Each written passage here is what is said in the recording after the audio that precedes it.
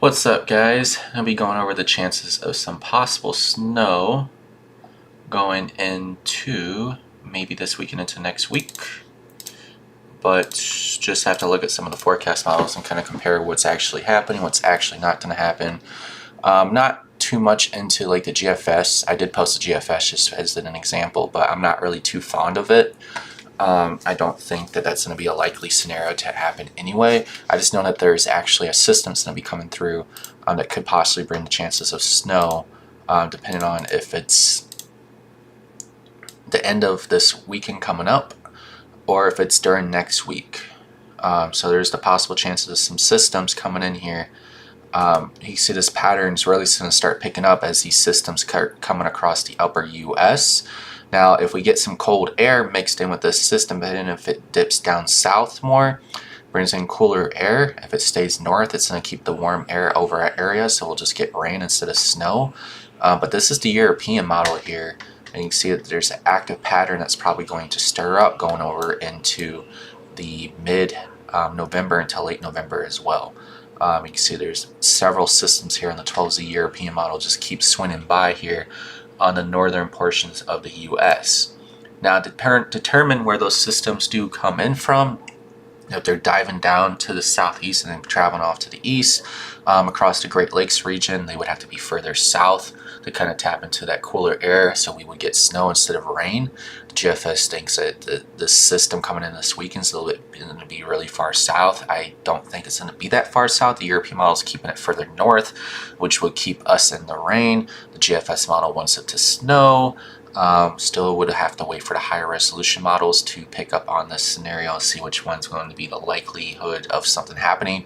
I do know for sure that there is going to be some flurries or some sort of light snow across Wisconsin or the UP of Michigan, or even into portions of southwest and western Michigan. I think there's a chance of some lake effect snow coming in there as well. So we'll see how this scenario does pick up. The GFS and European model are on two different pages with this system, but some of the other long-range forecast models do show the scenario that the GFS model could be picking up on snow. The likelihood of it doing what I posted that picture earlier is like a 10% chance, but there is a chance of some lake effect snow going into portions of western Michigan between maybe November 9th and the 13th. So we'll just pick up on those details as we get closer to the event. Here's the GFS model. Going back to the 12Z run here.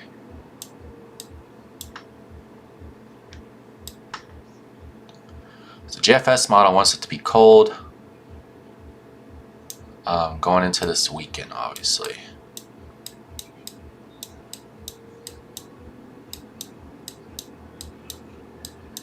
And you can see how there's a system right there. You see how the system dips south? There's some warm air there and very cold air on the northwest side of that system. Go over here, precipitation type. Sorry, my mouth is swollen. My gums are swollen, so it's hard for me to speak today.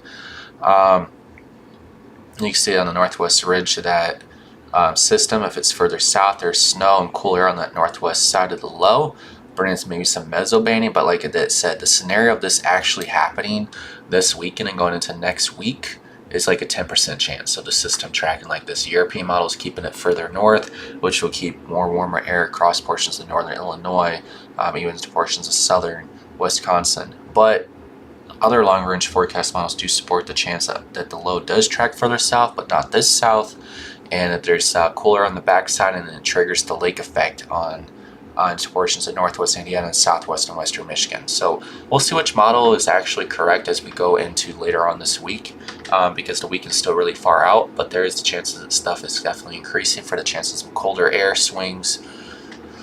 Colder air swinging into portions of the northern U.S. and then traveling across the Great Lakes region area as we get this pattern to develop with system after system after system riding that jet.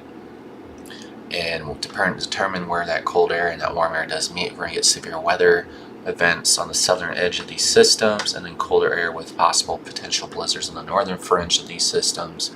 We'll see how that kind of goes going into mid to late November into December, because this pattern, once it kicks up, I think it's going to be back-to-back systems, depending if it's going to be significant snowstorms or ice or severe weather. We don't know yet. It just depends on the temperature difference in how much colder air can actually swing down in between each one of these systems. So, and how farther south these systems will be will determine a lot as well. So we'll go from there. Stay tuned for more later updates, and that's what we're just waiting on for more